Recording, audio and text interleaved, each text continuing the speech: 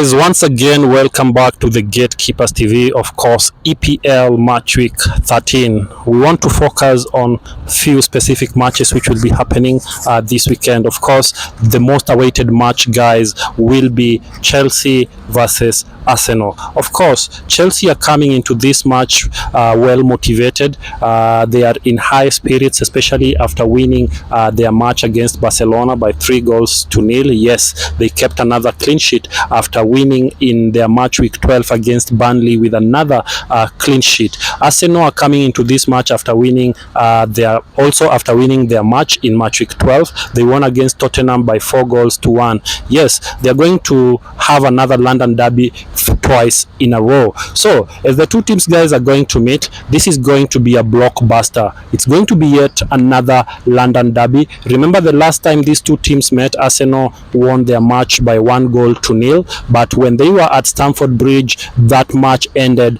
in a draw. So the big question is Chelsea ready for Arsenal this time round? Arsenal is a team on form. Currently they are seated at position 1 on top of the Premier League table with 6 points separating them and Chelsea. So can Chelsea actually close the gap which is between them and the Gunners? I feel like the time is due, because Arsenal being a team on form and Chelsea being a team that are trying to establish their form back on the league, it's gonna be an entertaining fixture.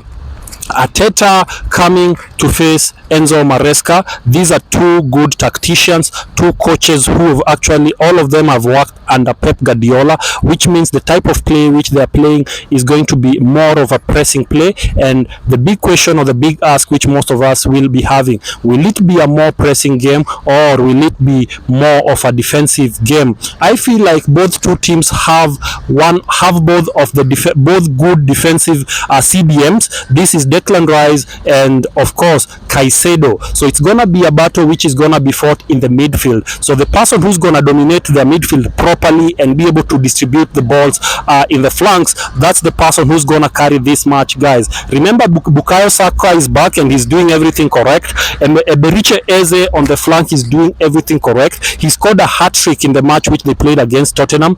That should be a big encouragement for them to continue pushing. On the other hand, Chelsea are enjoying also good defense streak in the past 3 or 4 games which they have played, because they have been keeping clean sheets left, right and center. Sanchez is a keeper who's been he's trying to find his confidence on his legs. He's trying to be a little bit more calmer with the ball, which makes Chelsea defense to be more stable and more realistic moving forward. Of course, the defense line of Chelsea has been boosted by the return of Fofana. Fofana, having returned from injury, he's actually doing well, and of course Reece James, in the match which they played against Barcelona, he was played as a midfielder, and that tactic almost worked very impressively or very well. So the big question would be, who's going to be more lethal in the 3 attackers? Are we looking at Arsenal's attacking forward or Chelsea attacking forward? When you look at Arsenal, we have the likes of Trossard on the flank,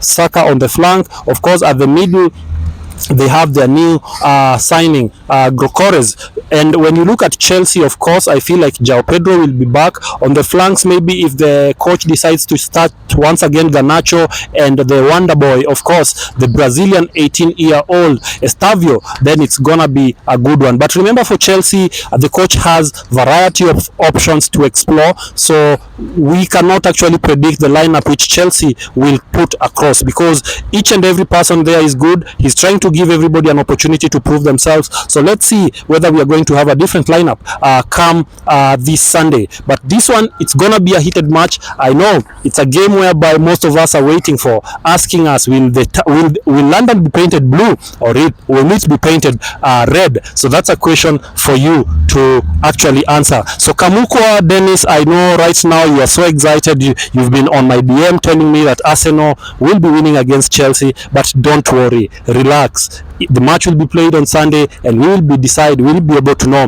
who's gonna carry the day. So tactically, I feel like both teams are good, and both coaches are equal to the task. So as the two teams are gonna meet, guys, allow me to make a bold prediction and say that Chelsea will be able to win this match by 2-1. Yes, there I said it, 2-1. It's not gonna be easy, but Chelsea are going to once again win at Stamford Bridge and close that gap. Still in this match week, guys, we will be having Manchester City facing Leeds. Man City will be facing Leeds. They'll be coming in this game after losing in the Champions League 2 goals against Bayern Leverkusen. So as the two teams will be meeting, I feel like Man City will be wanting to redeem themselves, and I feel like, yes, they're gonna win that match by 3-0.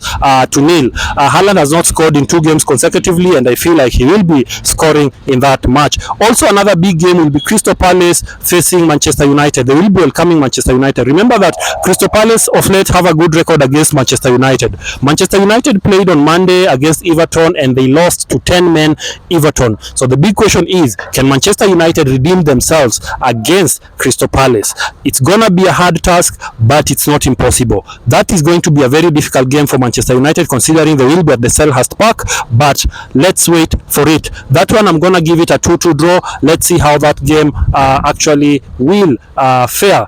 Liverpool, on the other side, they actually need to prove themselves because they also lost in their match. So I feel like they also will be winning their match. So having said that, guys, I feel like let's wait for match week 13 and let's see what it has for us. On other news, in FKF, in Kenya Football League, Gor Mahia lost to APC Bomet. That was a match which people didn't expect Gor to lose by 4-1, but this is football. That is what happened. Gor Mahia was meant to have their match against the Mashemeji Derby against AFC Leopard at the Nyayo Stadium, a match which was once again postponed. That match will be played on the 7th of December, same venue, guys, from 3 in the PM. So if you are a Mashemeji Derby fan, a Gor Mahia fan, or an AFC Leopard fan, please mark your calendar. The match was postponed, but it's returning back to be played at Nyayo Stadium on 7th December from 3 in the PM. So let's also keep it local. Let's continue following our local football. Gor Mahia currently seated on top of the table. They're doing everything correct, trying to reclaim the title which was taken from them by Kenya Police. So having said that, guys, I feel like that marks the end of the show for tonight. So until next time, guys, let's remember to keep it the Gatekeepers TV. Big shout out to our videographer, of course, Omwami John. Thank you so much. So until next time, guys, we are signing out.